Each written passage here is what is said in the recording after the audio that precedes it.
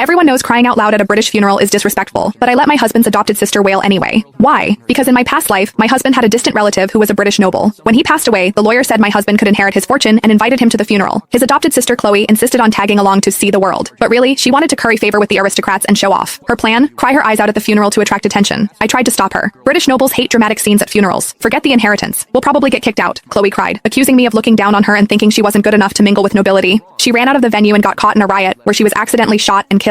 I thought my husband would be devastated. Instead, he silently attended the funeral and inherited the fortune. 6 months later, on our anniversary, he took me to a snowy mountain for a photo shoot. The moment we got up there, he stuffed me into a sleeping bag and tied it shut. If you hadn't made a big deal out of nothing, Chloe wouldn't have run out and gotten killed. I was buried alive in the snow, freezing to death while my husband used the inheritance to become a CEO. When I opened my eyes again, I was back on the day Chloe insisted on crying at the funeral. Sis, why won't you let me cry? The Duke had no children. What's wrong with me shedding a few tears for him? Sitting in the car on the way to the funeral, hearing Chloe's familiar whining, I realized with a jolt that I had been reborn. Chloe's eyes were red. She hadn't even started her performance for the Duke yet, but she was already playing the victim with me. My mother-in-law hugged her, shooting me a glare. A noble's funeral is full of important people. What's wrong with a little crying? Maybe someone will see her kind heart and a rich suitor will come knocking. Seeing she had backup, Chloe stopped hiding her intentions. She checked her eyeshadow in the mirror. I've been practicing my makeup for a month. Today I'll look so pitiful and beautiful when I cry. Sis is just jealous because I'm young and pretty. She's afraid I'll outshine her in front of the nobles. Yeah. Chloe had been preparing for this day for a long time. She spent a fortune at top beauty salons and even took acting classes to learn how to cry beautifully. I sneered, my eyes full of mockery. You're going to a funeral, not a speed dating event. Dressed like that? Are you afraid people won't realize you're fishing for a man? Chloe looked like a cat whose tail had been stepped on. She started sobbing. I researched the Duke's life. I hired a writer for my eulogy and memorized it. Is it so bad to let the Duke know he has family from abroad who cares? You just look down on me. My husband Ryan chimed in impatiently. Nancy, what is wrong with you? It's not enough to cause trouble at home, you have to embarrass us abroad too? Chloe put so much effort into this. Maybe she'll make us look good. And you?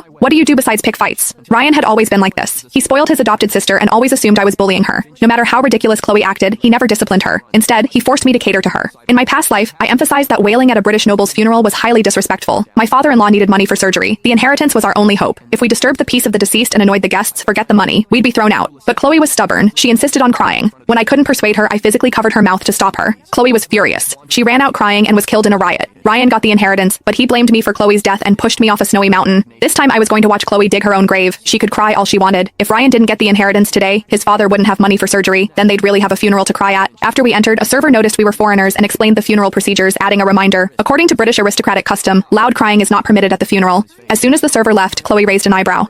She's just jealous because I'm prettier than her. She's afraid her master will like me. My mother-in-law nodded eagerly. Those women serving nobles. They're all scheming. I couldn't help but laugh. Chloe was way too confident. Did she really think she was beautiful enough to make every woman in the world jealous? Seeing me laugh, she seemed to realize something. You were chatting so happily with that server. Did you bribe her? Just to stop me from crying?